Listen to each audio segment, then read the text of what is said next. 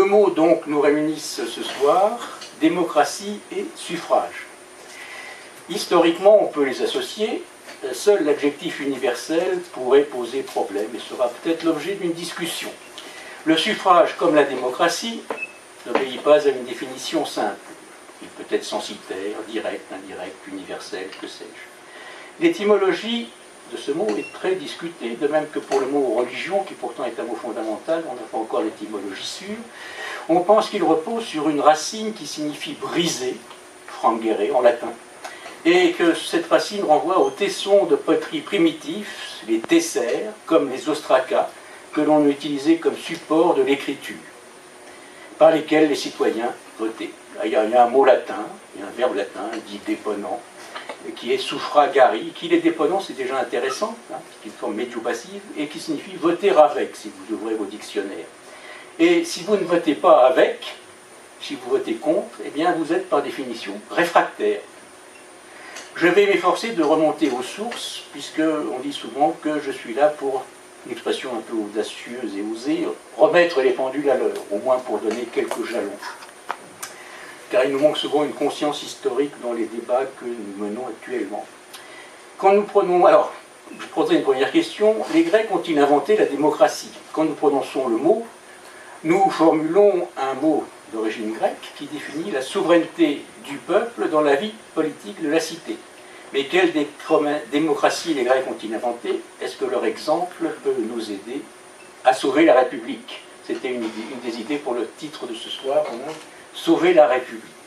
Quand nous disons les Grecs, il faut entendre les Athéniens, et plus précisément les Athéniens du 5e siècle avant notre ère, le siècle de Périclès, âge d'or de la démocratie, qui vivra encore un siècle à travers des soubresauts, avant qu'Alexandre n'établisse un ordre nouveau. La diffusion de l'hellénisme ne fut pas la diffusion de la démocratie.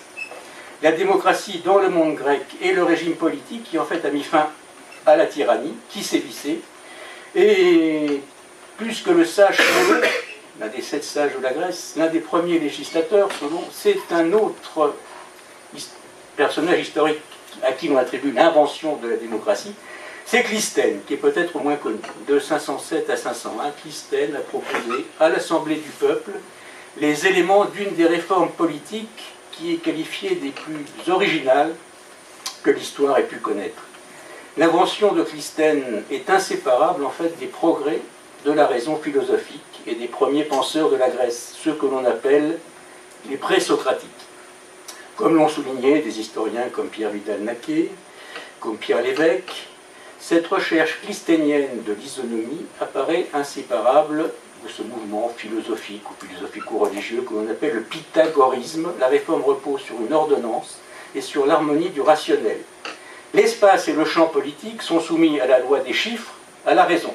C'est dans cet esprit que Clisthène, selon Aristote, et je cite Aristote, dans son art poétique en fait, remit l'État, politeia, dans les mains du peuple, plétos, la masse des citoyens. Il donna le pouvoir à tout le peuple, révolution spatiale, et il lui donna le pouvoir en permanence, sans limite temporelle, révolution temporelle. Mais paradoxalement, le mot démocratie est encore ignoré à l'époque de Clisthène, vers 500 avant notre ère.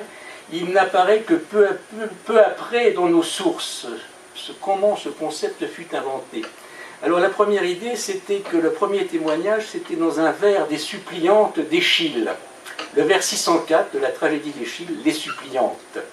Les suppliantes, ce sont les filles de Danaos et d'Anaïde qui se sont réfugiées à Argos, où elles ont reçu asile parce qu'elles ne peuvent pas épouser les filles d'Égyptos, et le roi d'Argos refuse de les livrer, c'est Danaïde, à Égyptos qui les réclame. Et donc il y a un vers 604 que je vais citer. Alors, malheureusement pour les suppliantes, quand on a élaboré ces belles théories, on admettait que les suppliantes étaient du début de la carrière d'Échille, 490-480. Maintenant, on a une datation plus basse, donc ça n'ôte rien à la valeur du témoignage en soi, mais c'est vrai que c'est moins beau du point de vue historique que ce soit là, que ça apparaisse pour la première fois. Alors, qu'est-ce qu'il dit, ce vers 604 ? La main du peuple, Keir Demou, qui exerce son pouvoir, Kratos, où prévaut la majorité avec la notion de plétos. Il mentionne cette main du peuple, kratos et la majorité pléthos. La main souveraine du peuple est l'expression politique du pouvoir souverain de voter la loi en levant la main. Ce n'est pas en copiant donc monarchia ou oligarchia, monarchie-oligarchie, qui était déjà en usage, que le mot démocratie a été formé. C'est une création. Le verbe archein, le mot arché, exprime le pouvoir que quelqu'un exerce sur un autre, un pouvoir de commandement sur un sujet, une domination. C'est ce qu'on aurait eu si on avait créé Demarchia. Kratein, Kratos, du mot krasie, couvre un champ sémantique infiniment plus riche. On y retrouve l'idée d'un pouvoir qui a sa source en soi-même, d'un pouvoir que l'on détient et dont on est et reste le maître. Démocratia exprime l'idée d'un pouvoir souverain, mais résidant dans le peuple, d'une volonté générale, mais issue de l'individu, de la personne, du citoyen. La démocratie émane du citoyen.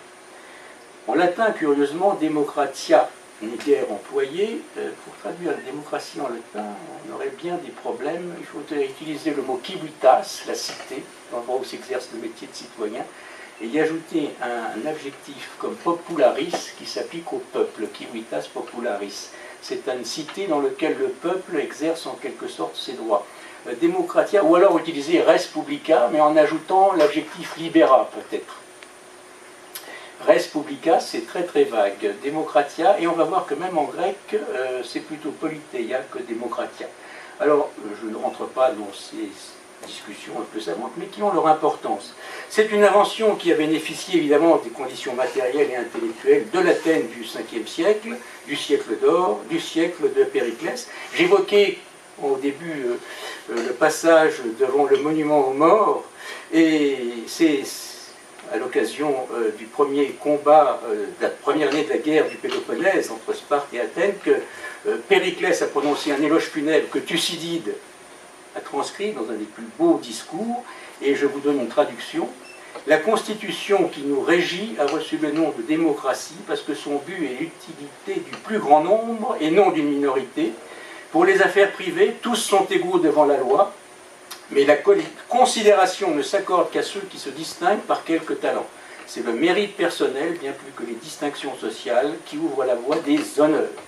Donc on trouve l'idée déjà de méritocratie dans le discours de Périclès. Bon. Il n'en reste pas moins que dans l'Athènes du 5e siècle, on trouve des éléments de nos institutions démocratiques, assemblée de citoyens, magistrats élus, juges élus, contrôle par le peuple, reddition des comptes, un certain nombre de notions qui sont toujours d'actualité, qui sont toujours au cœur de notre conception de la démocratie. Alors, avant de passer la parole à des historiens de l'époque moderne ou contemporaine, je me contenterai de citer 3 ou 4 jalons pour faire en quelque sorte la liaison, mais très rapidement, en commençant par Platon dans la République. Platon trace le tableau d'un État idéal, mais c'est un État idéal qui n'a rien à voir avec la démocratie, puisque 2 traits suffisent à définir, de manière un peu rapide bien sûr, la démocratie, la cité platonicienne, subordination de l'individu à l'ensemble, et un esprit nettement aristocratique de cette constitution, puisque les membres de la cité sont répartis en 3 classes, ceux qui gouvernent, ceux qui défendent, ceux qui produisent. On a dit et redit que Platon ouvrait la voie au totalitarisme, peut-être au communisme, qu'il supprimait la propriété et la famille. Le gouvernement du peuple est aux yeux de Platon une sorte de foire aux constitutions où tout est confondu, puisque chacun peut devenir soldat, juge ou magistrat. Son illustre disciple sera pour nous plus précieux, puisque son ouvrage « La politique en 8 livres » contient une partie générale sur les types de gouvernement et une théorie du gouvernement parfait, que je résume en 3 mots. Aristote, qui, pour élève Alexandre, compose la République au moment de l'ascension d'Alexandre, d'ailleurs entre 335 et 323, au moment où il conquiert le monde et il donne son universalise à la civilisation grecque. Donc, on lui doit la théorie des 3 gouvernements, monarchie, aristocratie, république. Monarchie, mais chacune a une forme dégénérée, en quelque sorte. La monarchie dégénère en tyrannie, l'aristocratie en oligarchie, et la république, politeia, peut se transformer en démocratia, en démocratie. La démocratie, pure loi du nombre, n'a pas toujours la faveur d'Aristote. C'est le cas où à Athènes, où les pauvres, à la suite de l'institution d'un salaire, peuvent orienter la politique dans un mauvais sens. Aristote définit aussi les bons principes de gouvernement, alors principe de l'égalité géométrique et non d'égalité arithmétique telle que le définissait la démocratie athénienne. Il y a des égaux différents, il y a des égaux et des inégaux. Principe timocratique, fondé sur la richesse, source de liberté, de loisirs et de moralité. Aristote croit à la vertu du nombre qui fonde le principe majoritaire.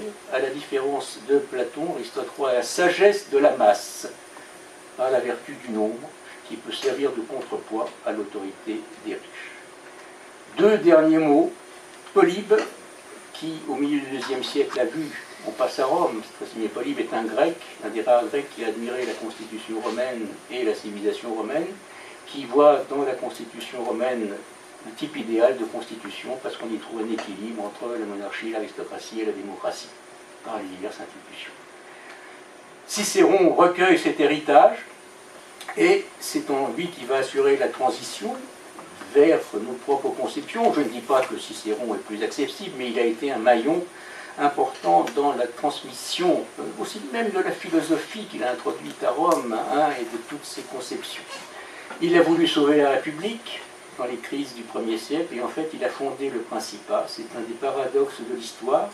Il a fait appel à l'héritier de César, futur Auguste, et malheureusement il a été sacrifié à Antoine et Octave lui a échappé et Octave va créer le Principat avec ce tour de force que les Romains sont passés d'un régime, la res publica, à un autre régime, le Principat, avec un princeps, où régnaient les optimates et même le princeps et la famille impériale, et qu'en fait, ils ne se sont pas rendus compte. Ils ont mis un certain nombre d'années, il y a eu une transition. Voilà un certain nombre d'étapes du passé, avant de venir vers les problèmes peut-être plus contemporains ou plus actuels, mais je retiens un certain nombre de grands principes. L'analité des magistratures, limitée à 1 an, limitation dans le temps.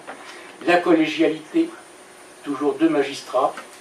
Le non-cumul, la responsabilité et la reddition des comptes, l'absence d'immunité, le mistos, le salaire.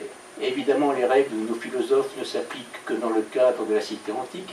6000 citoyens à Athènes, quelques dizaines de milliers peut-être dans le cadre des comices romains. Les forces qui ont corrompu le système et qui étaient déjà dénoncées dès Aristote sont toujours d'actualité. Les démagogues, les beaux-parleurs, les sophistes, les aventuriers, l'Alcibiade, la tentation impérialisme. Très vite s'affiche l'idée que l'impérialisme sera une des causes de la mort de la démocratie. Les Grecs qui ont fondé la rhétorique, l'éloquence, ont montré l'importance de la parole, ils ont donné la parole au peuple, en ont défini les règles. Mais l'homme est au centre du système qu'ils ont élaboré, et l'idée que la cité doit conditionner le bonheur de l'individu est toujours présente chez eux, même chez Aristote. Les stoïciens prônaient l'engagement du sage dans la cité, idéal de la royauté du sage. Les épicuriens n'étaient pas favorables à cet engagement, il fallait se retirer dans le jardin pour philosopher à l'écart de la cité. Eh bien, à nous de choisir.